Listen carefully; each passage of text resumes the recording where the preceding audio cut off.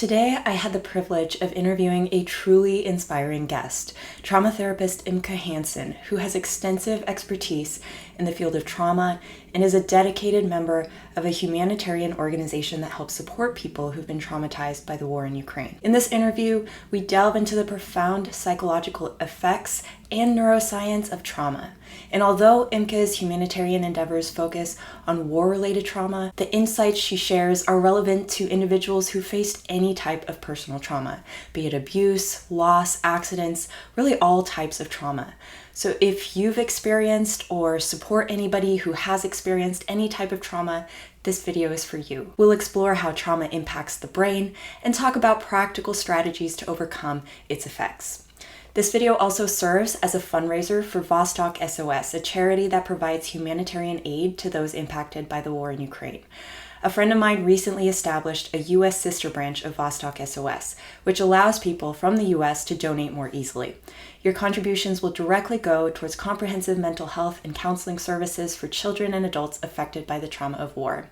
If you feel compelled to contribute to this vital cause, you can find a link to my fundraiser page in the video description below and up here. This video is intended to promote unity and compassion and serve as a reminder that we're all humans, that we're all vulnerable to the effects of trauma. My intention is to extend a helping hand to others who are suffering and to invite anyone who shares the desire to make a difference to contribute to this important cause. Without further ado, let's dive into this captivating interview with Imke Hansen on the profound impact of trauma and the path to healing and resilience. Today we have a very special guest joining us, trauma therapist Imke Hansen. Imke brings a wealth of experience and knowledge in the field of trauma therapy with a particular focus on the psychological effects of war. Before we delve into our discussion, Imke, could you please take a moment to introduce yourself and share a bit about your background and expertise? Sure. Thank you very much. Thank you for inviting me. It's a pleasure to be here with you. Yes, I'm a trauma therapist and I work in Ukraine, especially in the east of Ukraine, and I'm actually doing so already for a couple of years. In my first education, I'm a historian. I have a PhD in history, and that sounds like odd. Like, how can you get from history to trauma therapy? But actually, while I was doing history, and I was doing a lot of oral history, so I did interviews with for example, with Holocaust survivors very much. And there was always this missing link. There was always something I could not quite understand about their testimonies, about these stories. So I was looking for it and looking for it. And then I realized like it's trauma and I just need to dive deeper into trauma. And I tried to find literature, I tried to find explanations, and actually where I found what was really beginning to giving me explanations for what I see and what I sense was when I did an introductory seminar in somatic experiencing by Peter Levine. Like, the seminar was not by Peter Levine, but the somatic experiencing itself is by Peter Levine. And there I was sitting and listening to the trainer, and she started like to explain certain things, and I understood bit by bit more about my interviewees that I had interviewed for 20 years. So all these stories came together in my head, and then I knew, okay, I found what I need, and I'll go in here. I'll go dig deeper here. So I did the education, and then, like, that since 2014 there's a war in East Ukraine. Since 2016 I'm working there, and it became so apparent that what I learned in the somatic experiencing education, and also my experiences from before in oral history and documentation of human rights violations and war crimes, is so necessary there now. And I started to train people in trauma-informed interviewing, in trauma-informed communication, and then also very much just in like stress resilience, how to survive in a context of war. While that was only in East Ukraine, this topic became an all-Ukrainian topic in February 2022. And the place where I lived and worked before was Severodonetsk, which is in the Oblast of Luhansk in East Ukraine. That is occupied by Russia now. So now I work, in Kiev, also in the east, but basically in all Ukraine with different groups. I I work with police. I work with first responders, with people who are doing evacuation, and I work with activists, but also a lot with people who take care of children, especially like children from different, like difficult environments, traumatized children. So yeah, I'm working with a range of people who feel the effect of the war, not only in their own body, but also in the people they are dealing with. This is what I do, and I think this is why you invited me here. Yeah, wow. Well, that's so inspiring, MK. Your dedication to helping others navigate these challenging traumatic experiences, probably one of the most traumatic experiences that a human can experience, such as war, is just so incredible, inspiring. And then when you look at how daunting of a task it can be to try to heal and help boost resilience in such difficult circumstances, it's just truly inspiring. So thank you for that. The world needs more people, more humanitarians like you. So thank you. Yeah. So to kick off our conversation, could you provide us with kind of an overview of what you've seen through your experiences, how the war has affected people psychologically? Oh, there are so many aspects. So let's start. I'll just tell you the stories that come to my mind. And when I listen to you, the first story that comes to my mind, that was last year in spring, and we were traveling in Ukraine, and we were monitoring shelters for internal displaced persons, for refugees who stayed in Ukraine. And there was such a difference between different shelters. In one shelter, you could see that the people were basically just all, you came in, the people were all sitting on their beds and their packed suitcases right by their feet, and they wouldn't talk. And it was really, they looked frozen. They really looked as if like it was like Narnia, you know, they looked just frozen. They even, there was like absolutely no energy in the room, no tonus in the bodies. I've never seen such a collective image of being stuck in the freeze mode, right? Of you know, fight, flight, freeze, like being stuck in the freeze mode of dissociation. That was very impressive. We can really understand. I mean, look, when you look at freeze mode and this like being stuck as a traumatic consequence, being stuck in that freeze mode, right? You're disconnected from yourself, you're disconnected from the world, and you're disconnected from the others, right? So no human interaction. And human interaction is so important for healing from trauma, or for like getting out of dissociation.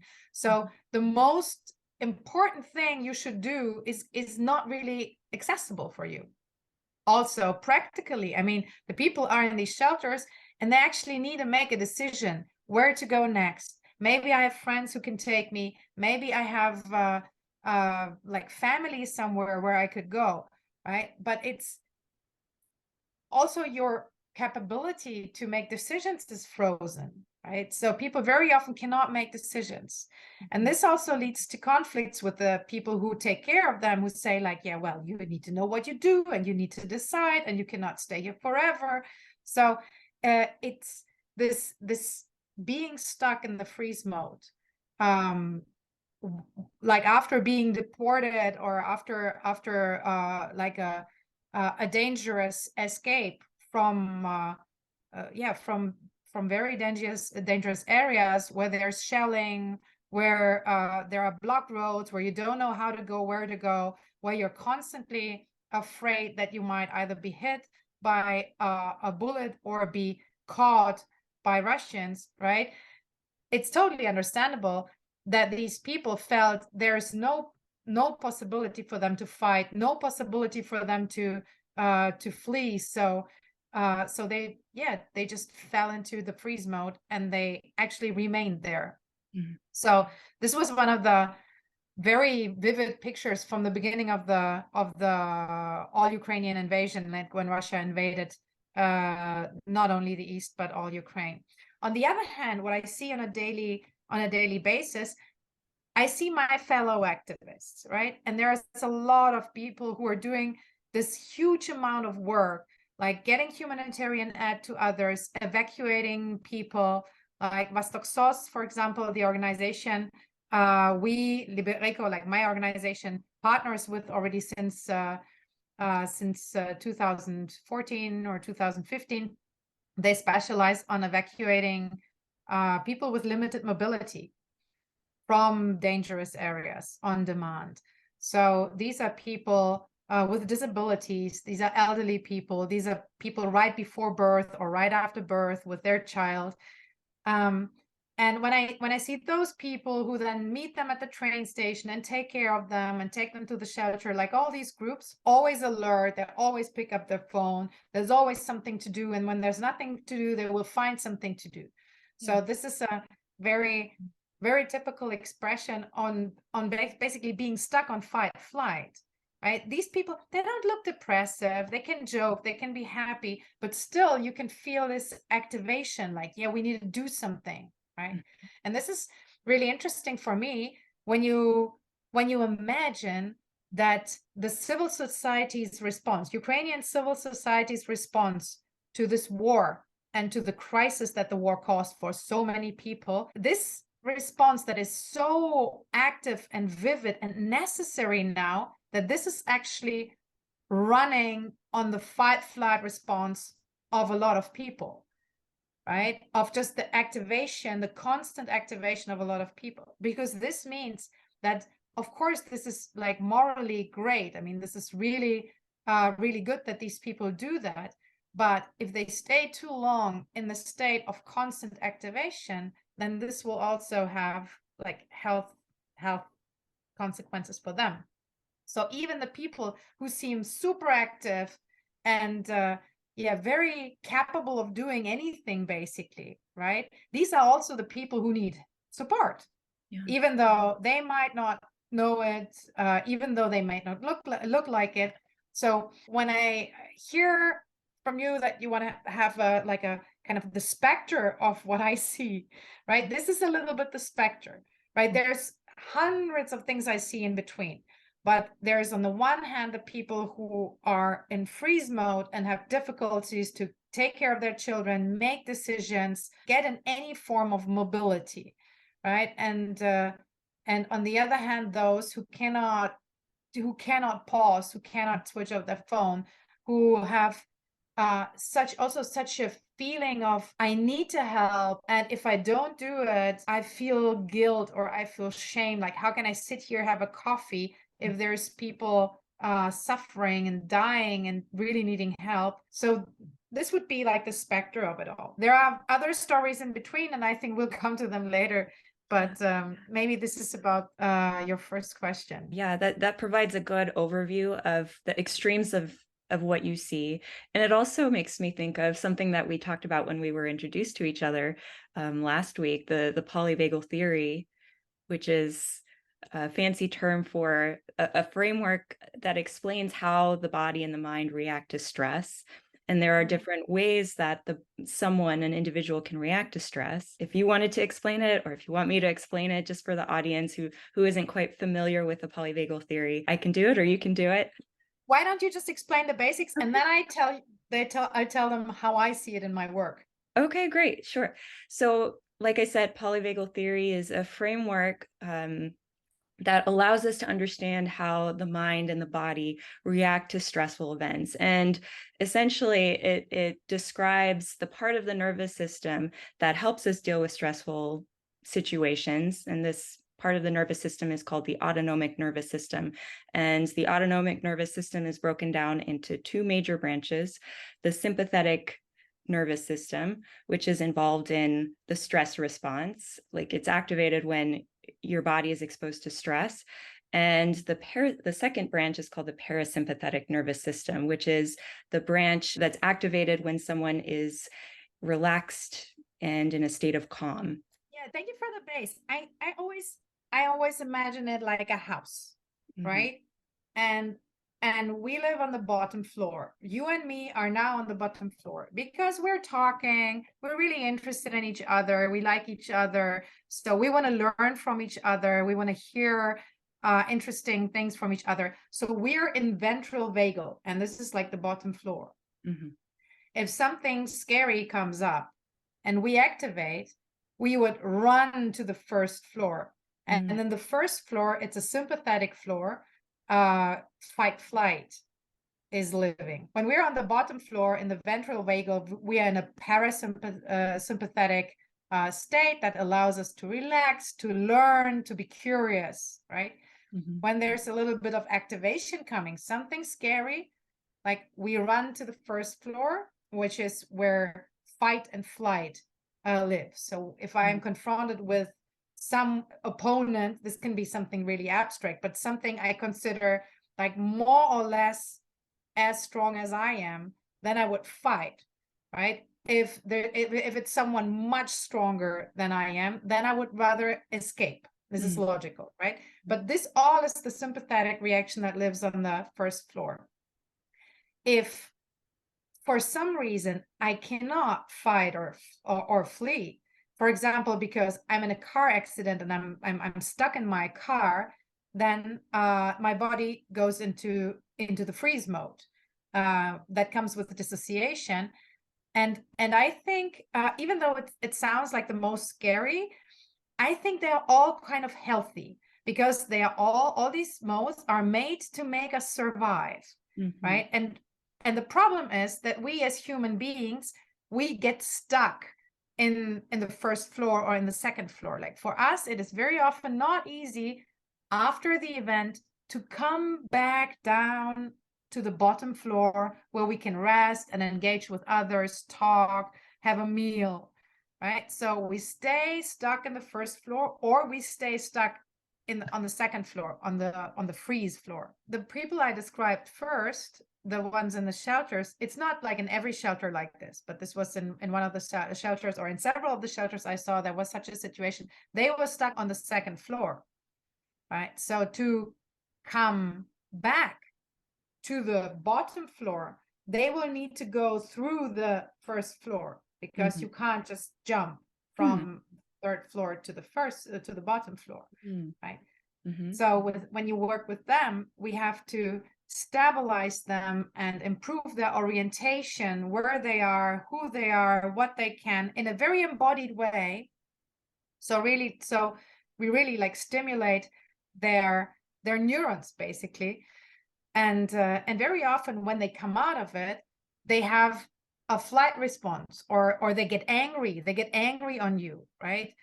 Very often when you help people getting out of a panic attack, you will succeed to get them out of a panic attack, but then they are angry at you. And I'm always really happy when people get angry at me, because then I know at least they're not in panic anymore, and they are not in a freeze response. So they are already in the first floor. So then I just have to work with them to go downstairs from the first floor to the bottom floor. Yeah. So this is how polyvagal theory looks like for me, and it's incredibly interesting to work with that with people. For example, I have a situation of people who are helping refugees, and then they are complaining, well, yeah, and they were always so calm, and they needed so much help, they couldn't do anything, and I was doing this for them, and this for them, and that for them, and that for them. And then suddenly they become so aggressive, and they screamed at me, like, how can they be so unthankful, right? So for them, this is like a major issue, like, you helped someone and did this and this and that, like, and then people suddenly became angry at you. For me, this is a success story, right? They did something for the other people, or they spent time with them, and at some point these people came out of their dissociation, and then they were in the first floor. And then this is a sympathetic floor, so this is about energy, right? This is about rage. This is you can be aggressive or scream or be unsatisfied and give it an expression, right? But this is great, because that means you're at least not stuck in freeze anymore, right? People in freeze don't scream. So once they scream, I already know I'm not in the second floor, I'm already in the first floor. There's only one staircase ahead of us. So there's a lot of what you see when you know polyvagal theory. You know you understand all these misunderstandings, right? People mistake people in freeze for people who are very calm, right? So these calm people, I mean, they don't need any help, they don't need any therapy, they are just calm, right? And just when you understand, they mistake aggressive people for people with a bad character, because they don't understand that this is just a survival response, and people just got stuck in the survival response. Mm-hmm. And before they don't finish the survival response, they won't be on the bottom floor, where Mm-hmm. they can just talk and be grateful and engage with others. Mm-hmm. Right? So a lot of experience, a lot of frustration that people are experiencing now in Ukraine, who are helping others and who are like constantly, I mean, the helpers are frustrated, and then the beneficiaries are frustrated, and the helpers again are frustrated. Like, you're moving in these cycles very often, right? So if you explain to them polyvagal theory, or if you explain to them not just even there's fight, flight, freeze, and people get stuck in it, and this is the essence of trauma, that you can get stuck either in fight, flight, or in freeze.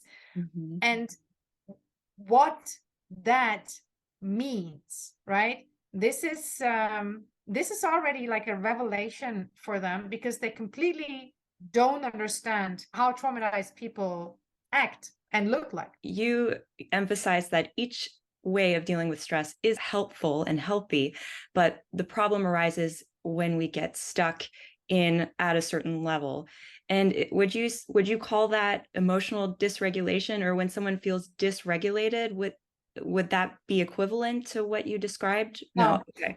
I'm slightly dysregulated now, right? Because I'm sitting a bit uncomfortable here, and then I'm like constantly trying to have the right angle.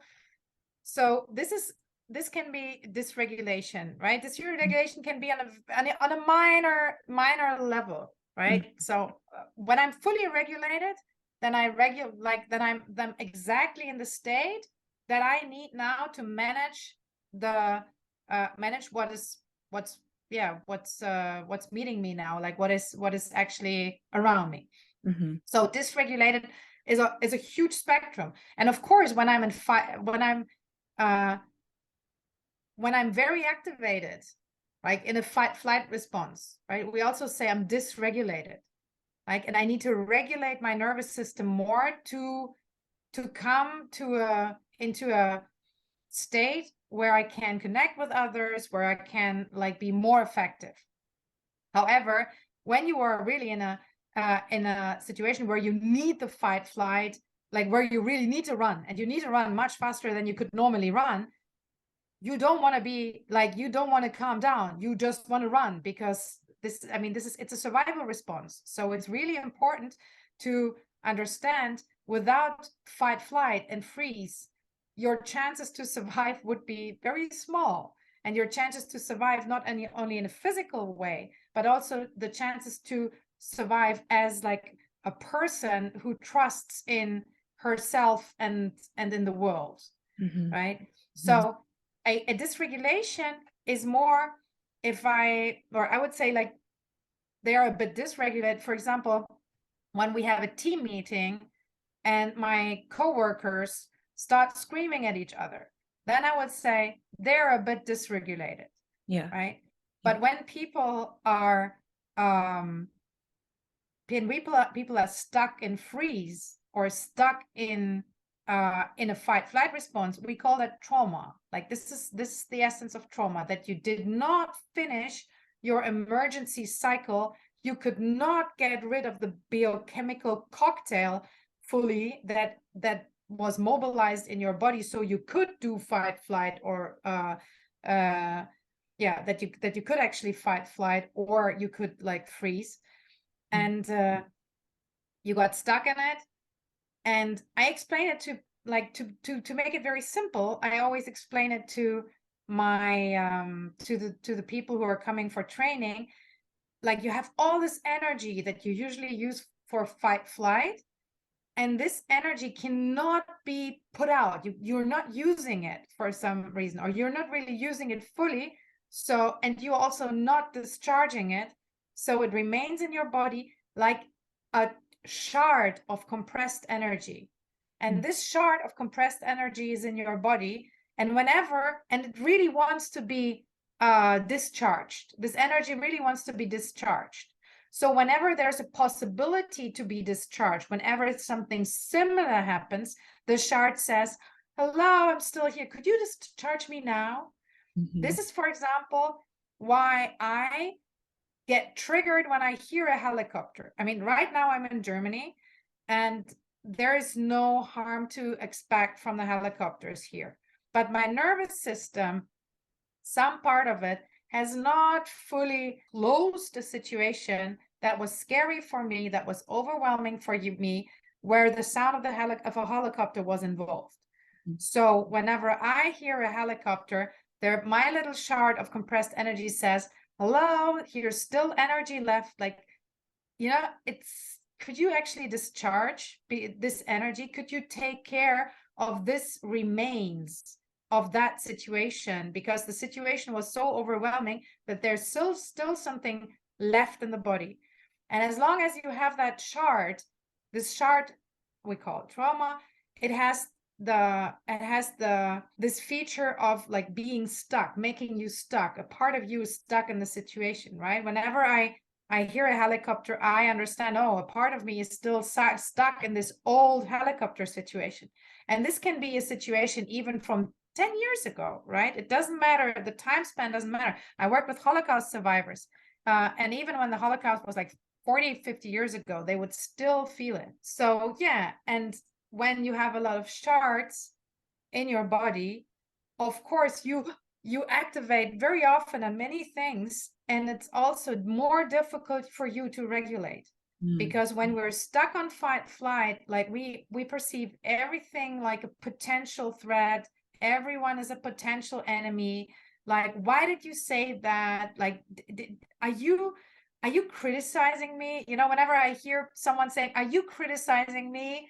It's this, okay, that person's activating, and probably not because of the current situation, but because of a historical situation that left a shard. Yeah, that makes a lot of sense. And it really applies to your experiences, your personal experiences, and, the experience of war, but it can be applied to all personal traumas. Yes, and even watching the news and looking at the news long enough can probably traumatize people and keep them. Yes, very much. I have this experience. I mean, when I'm going to Ukraine, I'm usually coming back to Germany. I'm traveling via Krakow, and this is a city where I studied, so I have a lot of friends there. And when I meet my friends, I mean, they're very close to Ukraine, and they say like we're on Instagram, we're on Telegram, we're reading the news, and we become so angry, right?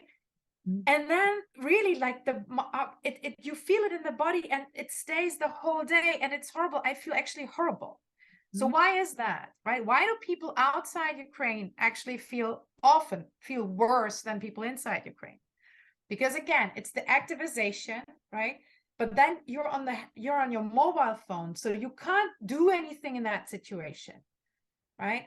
And then you have this combination of you're confronted with a threat, and your brain might not really differentiate between the threat in your phone and the threat in your immediate environment. And you feel helplessness because you cannot like beam yourself to Kherson, where people are actually confronted with all these problems because of the water, because of the dam that broke. You can't just go there. You are somewhere else. So actually, you can get a trauma because your body is overwhelmed by the threat and action, and at the same time this helplessness. Like whenever we have a threat and helplessness at the same time, the chances that we get traumatized are much higher, right? So even if you like, and also traumatized, I mean, not every trauma is PTSD, right? So it can be even small things. The definition that is very usable, like and workable and makes sense to me, is just when you afterwards still feel that something is stuck in your body. And that person, that activist from Poland, he did feel it. I mean, he felt this helplessness and this rage, even in the moment when he talked to me. His voice became louder. And even when I talk about him now, I become louder and more like active, right? So you could feel this activation in his body. And so it is not he didn't succeed to really like close that episode. He's not just sitting there and talking about it like in front of a bonfire or something, right? He's really like, he's still in the situation, and that means, okay, there's something that hasn't been finished. And this is very much the character of Trauma for me. And see, when you look at Ukraine now, how many situations there have not been finished, right? When you're under shelling, when you have to flee, when you're helping someone and there's the next person coming in, and also when you're an activist who wants to appear very stable and strong towards the others, so you try not to cry, you try not to show your emotions, right? We very often mix up vulnerability with weakness. So people do not show their own vulnerability because they think other people would identify them as weak them. They even think if they show their vulnerability, they would identify them as weak, and this would also affect their stability. In fact, it's the other way around. Like if you show your vulnerability, this is a form of great strength, and this is a form of stability, right? Because it's clear that you can deal with your vulnerability, and other people gain strength from that too.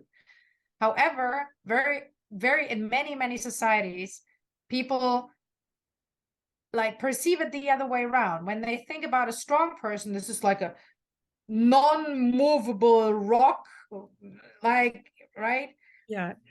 However, strength, and especially strength in the war zone, is more like this toy that you can beat down and it's coming up again and coming up again. How do you call that toy?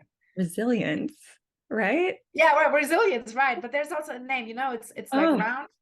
Oh This, yeah. like, Oh, I know what you're talking about. I don't know what the name is. yeah, Well, it's very much like this toy. Like, so resilience and strength are like this toy. Like, yeah, life like gives you quite a push, but woo, you go up again. Here we are again. And this is what's happening to us also all the time. I mean, this is also what's happening in the war zone all the time. It's not funny, right? I mean, you're having push after push after push, but you come up and say, okay, we're alive. Let's try again. Let's go.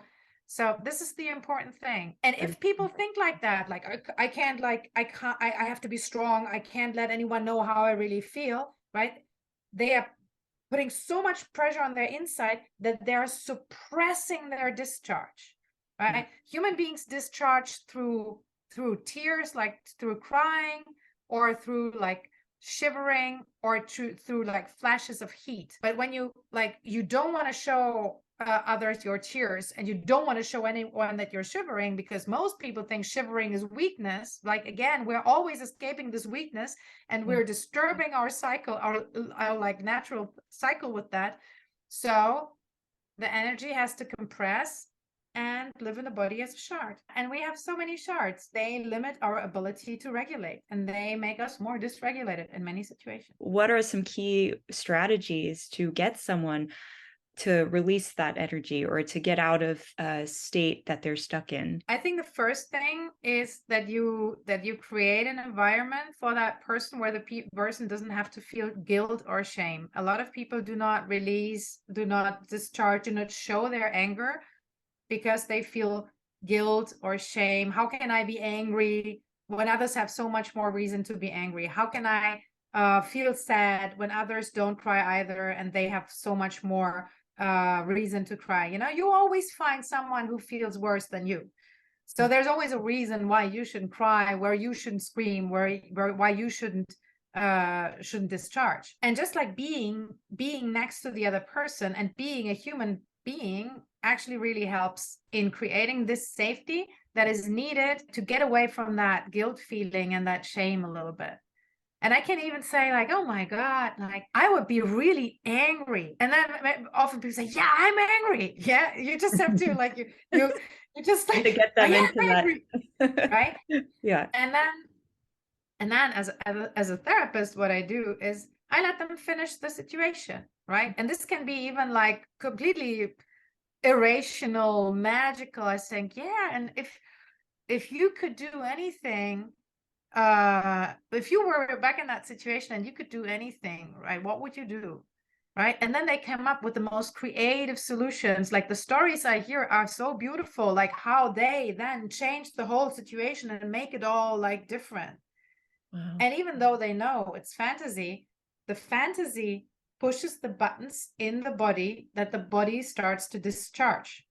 You can even motivate them to actually like feel the impulse in your body and do the movement. And then very often people do like such a movement, like, you know, like get out of my space.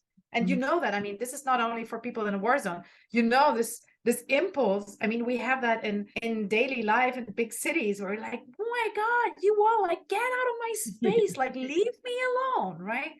And I just allow myself to do that. It's like, yeah, this is my spell. It's like off, right? Yeah.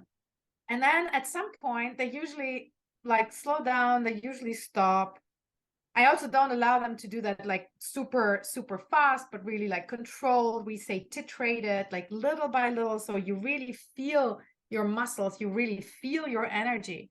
And when you have so much consciousness in your movements, in that energy, then like the bodily reaction that comes from the fight flight mode, that comes from the reptile brain, right, and your conscious brain, they meet in some point, and this is where healing can start. So this is where the discharge is happening when they meet at that point. So actually it's really easy. I am with people and I try not to be like the professional therapist. I just try to be myself as a person who has been so often in pain, in rage, in tears and everything.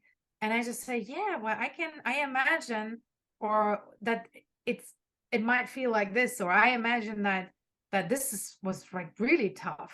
And then usually it's just coming, and I just allow the people to finish what the system wants to finish. This is how you can actually discharge a fight flight response. Problem actually is that most people, they don't understand the whole system. And this is why they couldn't even use that tool, because they don't get to the point. And maybe I can tell you the story because you can really see it there. So the story is with a person, let's say the person's name is Andrei in Kharkiv, which is a place in eastern Ukraine that is that is shelled and bombed, and that was almost, or like parts around it were occupied. And that person, he really wants to help traumatized children. This is in Ukraine. Now, many people want to help traumatized children. So he comes to a training, and we have this whole training. And in the training, he asks, I have this difficult child. Can I just can I tell you about the child? Because I really don't know what to do with that child. So yeah, sure. Tell me about the child. He says, okay. So when we're making ourselves ready for the next game, then we put the children up like in a row. So from 1 to 15, they're all standing in a row, and then we can explain and everything, and then we go on. And there's this one child. This is a very pampered child. I assume that the parents allow him everything, right? And that child always wants to stand on number 1, on the first place. And this is like, I mean, this is not cool, right? The other children also should have the right to stand there from time to time. So if I send him to another place, he actually explodes. He starts screaming and crying, and you cannot, like, he doesn't listen to you. Yeah, I don't know what to do. I then put him to I asked him, like, so what do you do? And he says, like, I put him to the last place in the row, and try to like talk some sense into him. And then I ignore him and go on with the group. And at some point, he just falls silent. But then the next week, it will repeat. The point is, the whole situation is super stressful for Andrei, right? He really wants to do sports with the children. He has to handle a group of like 12, 15 children by himself. This is already stressful, even when you think of non-traumatized children. This is already stressful, right? Really. Exactly. And then so he really wants to do something good. He has this pressure, and he wants to like have a good session, control all these kids. And then this one kid is freaking out, and he has no idea why and how long that will take and what you should do. And how does he look as a trainer if he can't get that child in control? So the shame comes, and then the guilt feeling comes of how do all these other kids now feel, and maybe the next kid will explode, and what am I going to do now? So the fear comes also, and then you have them all. You have the stress, and you have the guilt, the shame, and the fear, and they're all like in your body. Of course, you cannot act empathetically in that moment. So this is a dysregulation, right? André is highly dysregulated in that moment.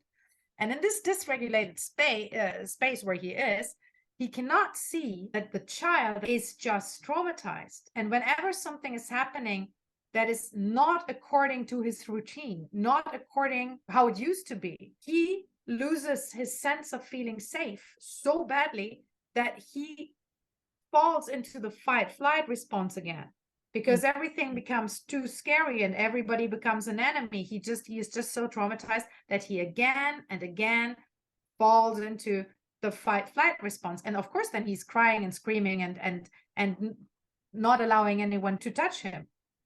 So what he does is he puts them in the last on the last place, which is additional like shame and also helplessness, because the child understands, okay, I'm trying to discharge, or the body understands, I'm trying to like make clear that there is something to discharge, and instead again there is threat, and again there is helplessness, like no one helps me and I cannot help myself in this moment because I'm small and they are big and there are many, right?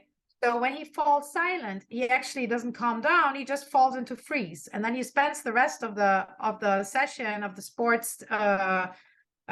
sports afternoon in freeze, and then the next time it will repeat again because he hasn't integrated the trauma. So what I told André is, André, let's look at the whole situation with our trauma-informed glasses. And the left eye is just looking at one question, which is, does the child feel safe? And you don't have to do it only with children. You can do it with any person, and not only in war. You can do that anywhere, right? Does the person feel safe? And there will be a yes or no, right? And the second one just asks, is the person able to regulate himself, herself right now? So on the first question, André said, no, that person did not feel it. He didn't look like feeling safe, right? And then I asked, like, so was he able to regulate? He said, no, like this was the problem. He couldn't regulate himself. So what I know when I have the two no's is this child needs to feel more safe. And I have to provide this feeling of safety, right? I have to support the child so the child can regulate better and feel more safety. I need to provide like a sense of safety and support in regulation. But even when André knows about it, it's difficult for him to do because he is himself so stressed, as we said before. So he's dysregulated. He has to regulate first. He has to regulate himself, and then he can say to the group, you go play football for whatever, basketball for 20 minutes or for 10 minutes or even for 5 minutes. And then I sit with the boy and say, I'm here for you. And I'm not going anywhere. And whatever it is that is so painful inside you, just let's be with it together. Yeah. Right? You don't need to be a professional. Very often these words will also already like improve the situation very much, and the child can feel more safe. This story illustrates how many critical points you have. You might not understand that this is a traumatized child. As André said in the beginning, this child is pampered and the parents probably allow him everything, right? Very often when we see a traumatized person, no matter whether this is in war or in a different other, like in another setting, we judge so quickly that this is a person with a bad character. This is a non-grateful person, right? This is a person who doesn't know how good their life is, right? So, I mean, there's so many judgments that come into our mind and that decision. So we're so quick in judging. So the first we need to learn is we need to actually monitor our judgment and then say, okay, thank you, judgment. Just make some room, please, because I need to regulate. Yeah. And when I'm regulated and open and curious what's actually happening, then I can understand the situation. I said, yeah, right, the trauma glasses. right? And then I can understand what is needed from me, because this is the second point, that actually Andrei couldn't understand what he could do, like what is needed from me. So he felt helpless himself, right? But when we understand, okay, what is now, what does the world request now? Like, what is the request to me? Then it's easy. Then I can say, yeah, I just take the boy, we sit separate, the others can play whatever, and I just do what is asked from me, right? So you switch off the helplessness that makes you not helping other people to calm down or like regulate or discharge. What would be an effective strategy to self-regulate quickly in those sorts of situations? In any sort of situation, the most practical and quickest way to regulate is just to have a look into your body and look what's going on there with curiosity. Do not judge yourself and do not try to change anything. Like, for example, if I have that, I'm also doing things with children, and yeah, that is very often very interesting. And I just then turn inside, and I can be present at the same time and turn inside, say, I'm having this like narrowing feeling here. And I also feel that I'm getting angry. And I feel that I would like to scream now. This is interesting. Let me observe that a little more. So I observe the situation and I observe myself. And this is not taking long. This is really just taking seconds, right? But when I observe myself without trying to change anything and without judging myself for feeling that way, without thinking like, oh my God, you trained how to regulate already for 10 years, and again you are dysregulated, again you're activated in the situation. I mean, they're like 6 years old, right? What are you even like, what's your problem? So I try not to judge myself and say, it's interesting, like all these small people, they put you in quite an activation. Yeah. And I can just like watch that activation for a moment and it will go down. Right. Of course, there's many other techniques how you can support self-regulation, right? From like there's a technique we call what's this flower with the white things? And the dandelion. Dandelion. Yeah, exactly. So we call it the dandelion. So you just can breathe on that place of your thumb. Okay.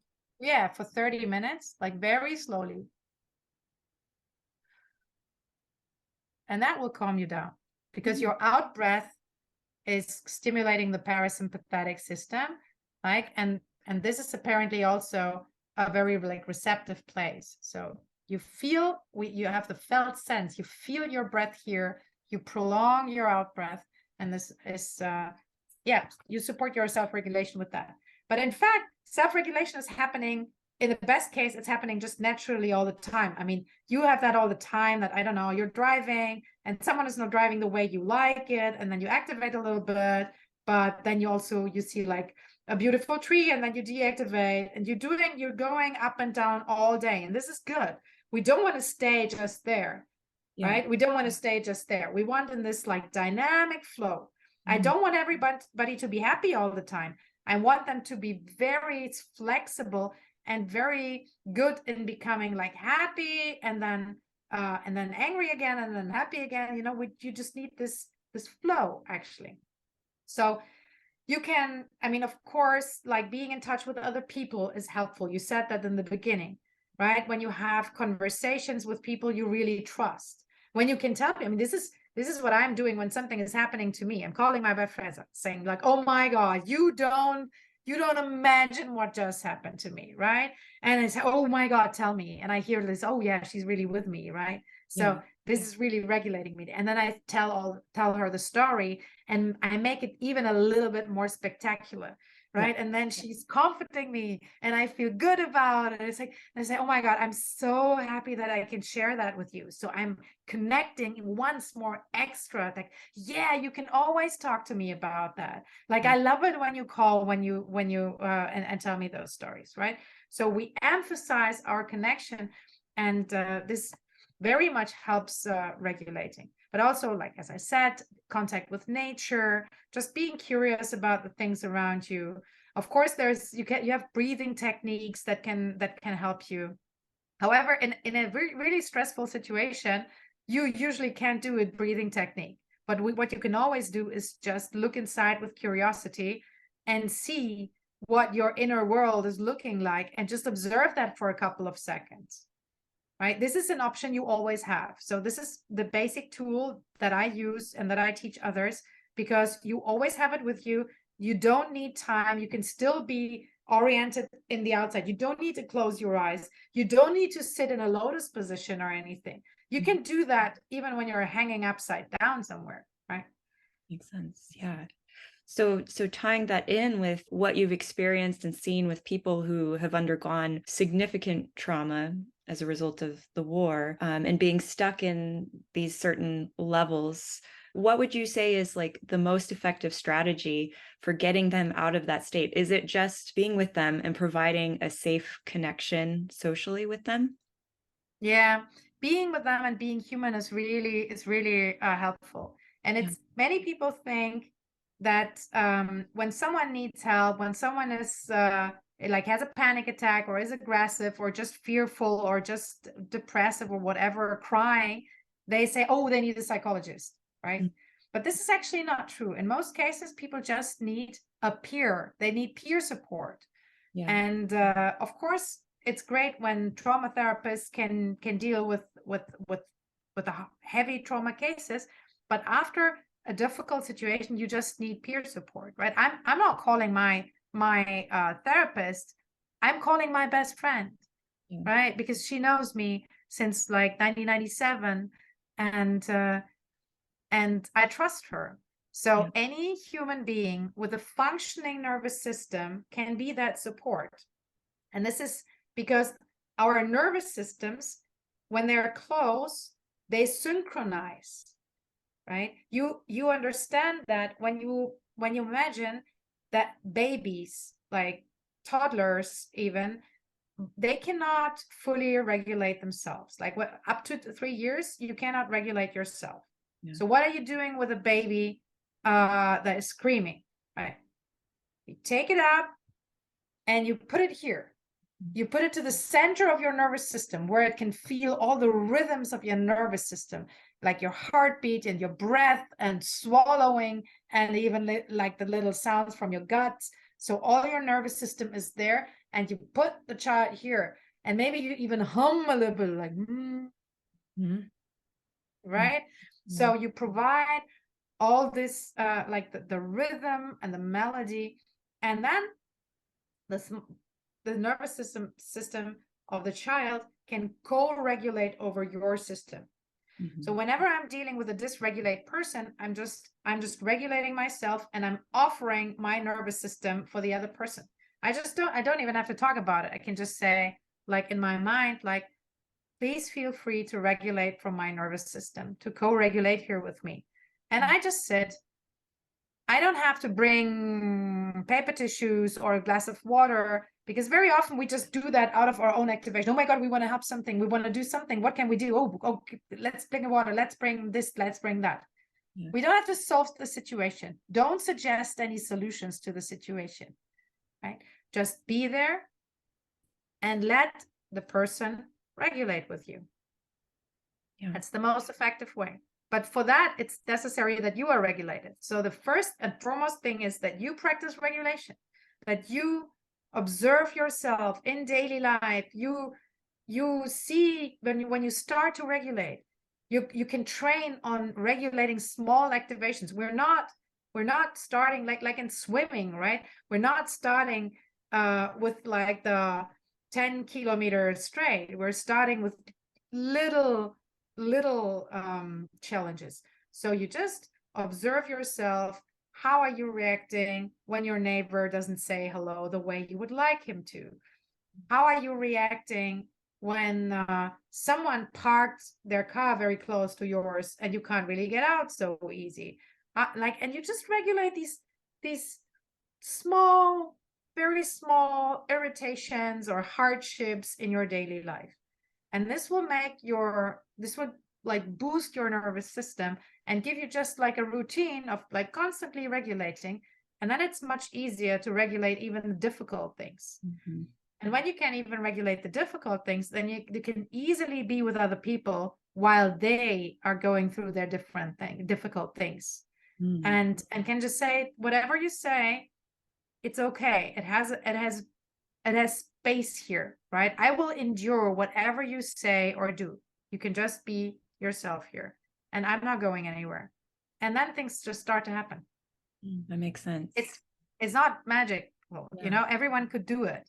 Right. But for that, everyone would have to look inside themselves first. And Yeah. this is what maybe most people don't do or fear, and they want to help others so badly that they don't take the time to regulate first. And then they might do more harm than help. That makes a lot of sense. So I want to wrap this up soon so that you can get some rest because it's evening for you tonight. But I did have a couple more questions for you, Imke. The first one is, there is a pandemic of loneliness throughout the world. And, I can only imagine how that might have affected the people in Ukraine as well. I'm just wondering what your thoughts are, recommendations are to people who feel like they don't have someone else to help them co-regulate, and they themselves don't feel motivated to get out of their level. Maybe they're in the freeze response or the shutdown response. What advice would you give to them? So loneliness is a disconnection from others, and often also disconnection from yourself, right? So I would think, how can I facilitate a reconnection, right? And this can be like, of course, you're not taking the people and going with them to a soccer game, right? Or any other sports. I mean, soccer is big in Germany, but any other like super sports event where they have like 27,000 people around them. This is too much. But like, what will be the first step, right? And this can even be, maybe you can just engage with the pet of your neighbor. Maybe you can just touch the pet of your neighbor as a first step, right? It can be anything. Maybe you can just talk to the baker, like the person selling baked goods in the bakery, for a little more than necessary, right? So just to overcome this isolation and to get more into a connection mode, because actually we're wired, human beings are wired to live in groups. So being isolated and lonesome is not as we are wired. It's unhealthy for us, right? And very, like, most people say, like, yeah, well, I'm different. Like, no, your nervous system is not different. You're just traumatized. You don't have to go to parties, right? There many people, and I'm one of them, really likes like the one-to-one setting where you're just sitting with a friend. Yesterday, like, an old friend of mine was visiting me. I haven't seen her for years, and I just showed her the city. We're both historians, so we had a lot to talk about, Hamburg, old city. And we had great fun, and I just felt loved and connected, and I felt that I'm a good person and the world is a good place. And even though my usual work, like in the morning, I had again a lot of problems with people with amputation who don't get the help, and veterans who need psychological help, and children who need this, and it's not that. I mean, I'm still that person who works there and who takes care of that, but I can have moments that I enjoy, and I can have moments of connection. So you have to facilitate this connection, and as you see, you need two things for that. One thing is, you need to actually have a practical situation where you can connect, right? And then you have to overcome this shame, like the shame or the shame and the guilt feeling for the connection. So I could think, no, I'm not going to meet my friend and spend the whole afternoon with her because I'm needed at my work and I should save people's lives. And I mean, the people in Ukraine, they feel so bad that I cannot spend a whole afternoon just with having fun. But when I do that, I limit my connection and I limit my resources. So I cannot recharge. I cannot get in more resources, right? So I will be of less and less and less and less use in the whole thing. The connection is really important. So I need to have a practical possibility. I need to take time for it. I need to eliminate the shame and guilt that is connected with it. This can also be just the shame to show someone else that I am on earth, that I have the right, the legitimacy to be here, and that I am a vulnerable person. Many people, they are lonely, but they're actually surrounded by other people. But they cannot connect with them because they're holding a mask in front of their face. And this is this mask of the perfect person who goes to the gym in the morning, who doesn't eat gluten or protein. No, what is that? Like, there are a couple of things that people don't eat now. I'm not very well oriented in that. But like, no sugar, no baguette, white bread stuff, and I'm doing all these things, and I'm really trying to get better, and I'm really trying to do my language classes, and I'm trying to look good, and I'm trying this and I'm trying that. But when I'm always trying to be that perfect person, like, I let everyone else communicate with my idea of the perfect person. And when I just say, okay, I put down the mask, and I just come as I am. I come as I am. I'm this totally imperfect person who mixed up the time for our encounter today, because I thought it was my time, but actually it was your time. So I was already there like 7 hours earlier. Yeah. And I have all these imperfections. I know that sugar is bad, but I already had like 6 Reese's Buttercups today. And This is so good. and I'm here with that. Yeah, I'm here with my Buttercups, and it's okay. Yeah. So you have to be human, and you have to accept your own humanity, and you have to come closer and closer to just be able to be authentic in the presence of others. And you can train it in the presence of your pet. With a pet, most people can be authentic, right? And then you take the next step. And I think this is the core for overcoming this loneliness. It doesn't matter if that loneliness is induced by a pandemic, or by the separation of families due to the war, that like the women and children had to go out of the country to a safe place, and the husbands are in the army, and the grandparents are left behind wherever they live. It doesn't matter. The core thing is that you overcome the separation and disconnection in yourself, because then you can have meaningful connections with almost anyone, with many people around you. And this will positively impact your capacity for self-regulation, and also the other people's. I mean, this will just give you more energy, others more energy, and this will give us more resilience and strength as a community, because trauma is not an individual thing only, right? It's very much a community thing. It's a collective phenomenon. I mean, look to Ukraine. Everyone is impacted by the war now, right? Look to the COVID-19 pandemic. Like, the whole world was affected by that.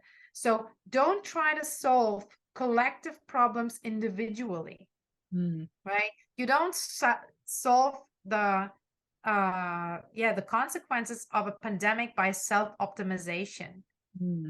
It's impossible. You have to reconnect, right? Reconnect with curiosity for yourself and curiosity for the other. And this will